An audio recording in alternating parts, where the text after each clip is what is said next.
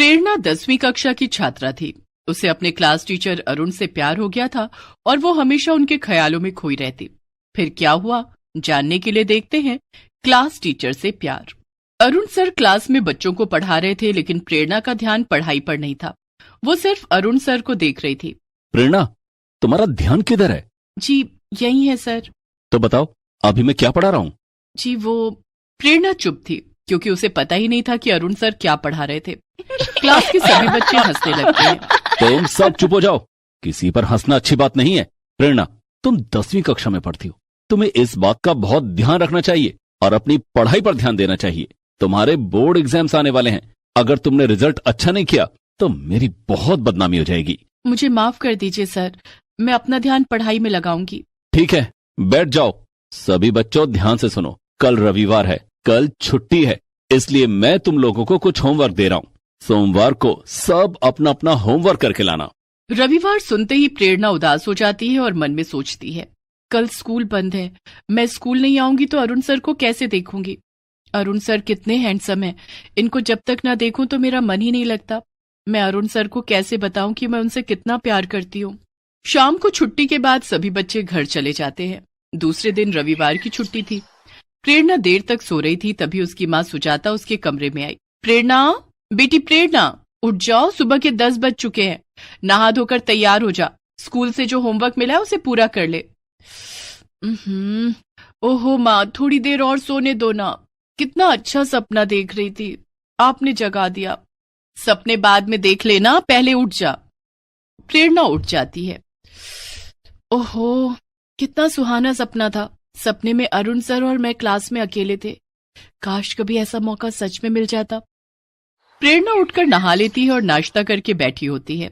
आज अरुण सर को देखने का बहुत दिल हो रहा है, लेकिन क्या करूं, आज उन्हें कैसे देखूं।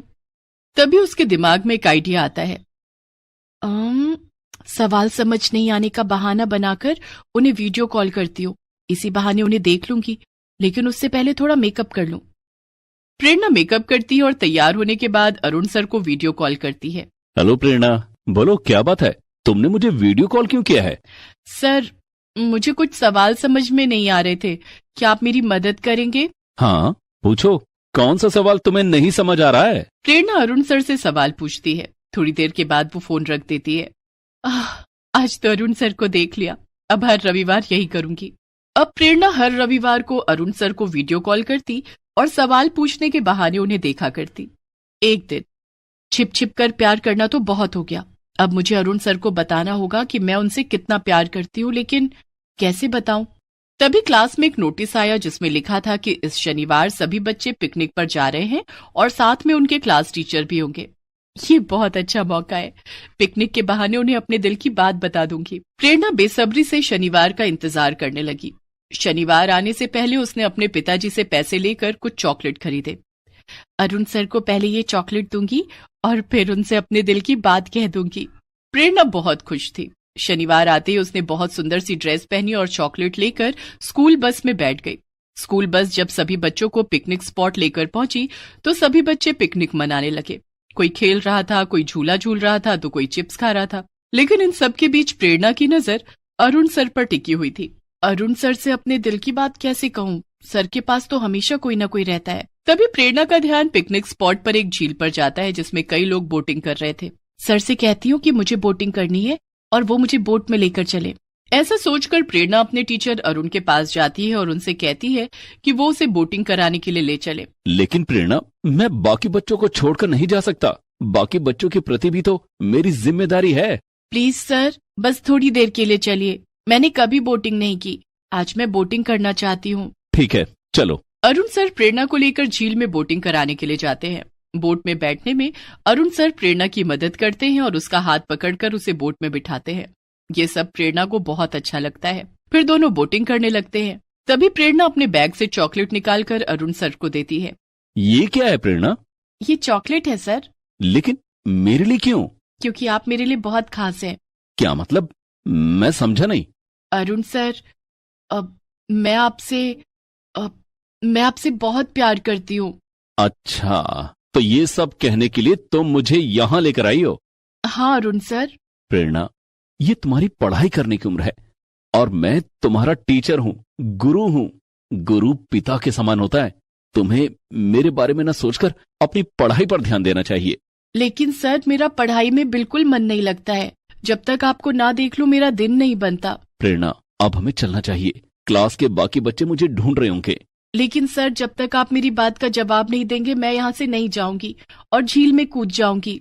नहीं प्रेरणा, ऐसा मत करना। तो आप कह दीजिए कि आप भी मुझसे प्यार करते हैं। अरुण सर अब बहुत मुसीबत में पड़ गए थे। प्रेरणा की बात मानने के अलावा उनके पास और कोई रास्ता नहीं था। उन्होंने प्रेरणा की बात मान ली। ठीक है प्रेरणा, मैं तैयार हूँ। प्रेरणा ने अरुण सर को गले से लगा लिया और फिर दोनों बोटिंग करते हुए झील के किनारे आ गए। बोट से उतरकर दोनों पिकनिक स्पॉट पर आए। प्रेरणा बहुत खुश नजर आ रही थी, लेकिन अरुण सर चिंता में डूबे हुए थे। शाम को पिकनिक खत्म हो गई और सारे बच्चे स्कूल बस में बैठकर अपने अपने घर चले गए। अब प्रेरणा रोज अरुण सर को वीडियो कॉल करने लगी। घर में कोई कुछ पूछता तो कह देती कि पढ़ाई के सिलसिले में टीचर से बात कर रही हूँ। धीरे धीरे प्रेरणा के 10वीं के फाइनल एग्जाम्स नजदीक आने लगे।